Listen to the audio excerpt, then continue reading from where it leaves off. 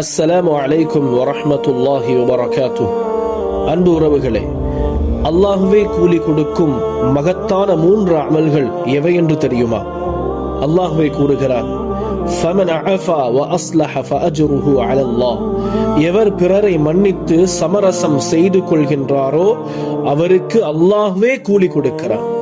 அன்பானவர்களே, எத்தனையோ சண்டைகள், எத்தனையோ சச்சரவுகள், பணத்திற்கும் பதவிக்கும் செல்வத்திற்கும் கண்ணியத்திற்கும் உலகோடு முடிந்துவிடும் சில்லறை பிரச்சனைகளுக்கெல்லாம் பகைமையை வளர்த்து உறவுகளை துண்டித்து, நான் மரணித்து விட்டால் என் முகத்திலும் வெளுத்து விடாதே என்று காலங்காலமாக பரம்பரையாக கோபத்தோடும் பிரிவோடும் வாழ்கிறோமே.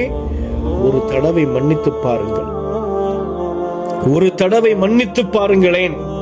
ஒரு தடவை மன்னித்து விட்டால் அந்த மன்னிப்பின் கூலியை பார்த்தீர்களா? அதன் எல்லையை அறிந்தவன் அல்லாஹ் மாத்திரம்தான். எத்தனை பாவங்களை நாம் செய்திருப்போம், எத்தனை பாவங்களை செய்துவிட்டு எத்தனை முறை அல்லாஹ்விடத்திலே மன்னிப்பு கேட்டாலும் அத்தனை தடவைகளும் அல்லாஹ் நம்மை மன்னிக்கிறான். நாம் அவனை விட பெரியவர்களா என்ன? அருமையானவர்களே, குற்றங்களை மறப்போம், தவறுகளை மன்னிப்போம். எல்லையற்ற இந்த கூலிகளை நமக்குரியதாக ஆக்கிக் கொள்வோம். இரண்டாவது விடயம், அல்லாஹு தஆலா குர்ஆனிலே கூறுகிறான், இன்னமா யுவஃபஸ் ஸாபிரூன அஜ்ரஹும் பிகைரி ஹிசாப்.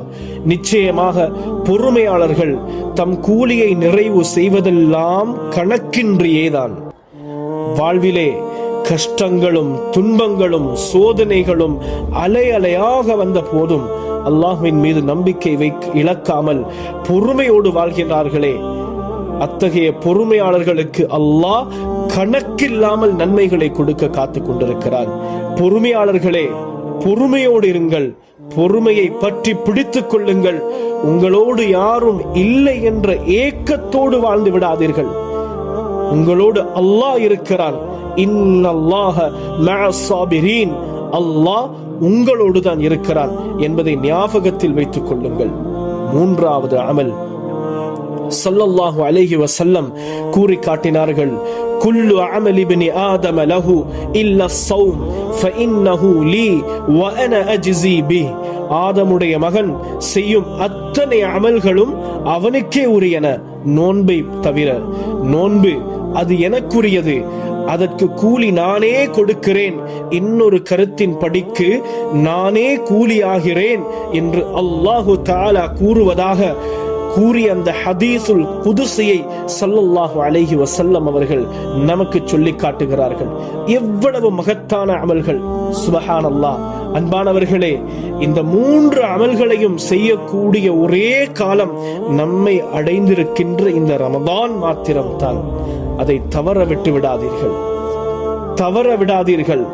பிறரை மன்னித்தும் பொறுமை காத்தும் அல்லாஹ்வுக்காக நோன்பும் பிடித்து அளவு கடந்த நன்மைகளையும் அந்த ரப்புல் ஆலமீன் அவனையும் அடைந்து கொள்ளும் பாக்கியத்தை வல்லவன் அல்லாஹ் நம் அனைவருக்கும் தந்தருள்வானாக. ஆமீன் ஆமீன் யா ரப்பல் ஆலமீன்.